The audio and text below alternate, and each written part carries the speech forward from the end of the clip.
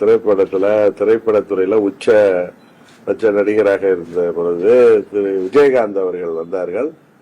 அவர்கள் 2006 தேர்தலில் ஒரு தாக்கத்தை உருவாக்கினார்கள். ஒரு மைனாரிட்டி கவர்மெண்டே வந்துச்சு.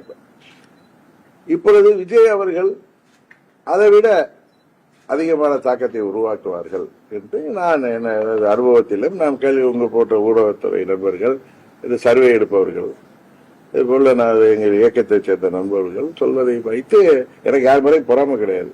அதனால நான் யதார்த்தமா சொல்றேன். அதுக்காக உடனே அவரோட கூட்டணி போவீங்களான்னு கேட்டீங்கன்னா அந்த கருத்து எண்ணத்துல நான் யாரையும் சொல்றது இல்லை. எப்படி உதயநிதி ஸ்டாலின் அவர்கள் துணை முதல்வராக ஆனப்ப அரசியலுக்கு வந்ததை திரு ஆதவ அர்ஜுனா சொன்னப்ப நான் என்ன சொன்னேன், அவரு தேர்தல் நின்று மக்களால் வெற்றி பெற செய்யப்பட்டு வந்திருக்காரு.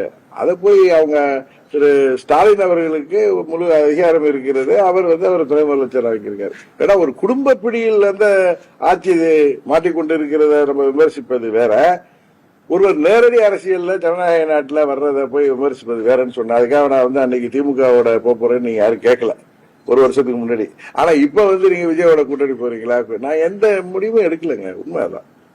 நாங்கள் டிசம்பர் மாதம் வரை நாங்கள் பொறுத்திருப்போம். அதுக்கப்புறம் தான் எங்க முடிவுகளை அறிவிப்போம்.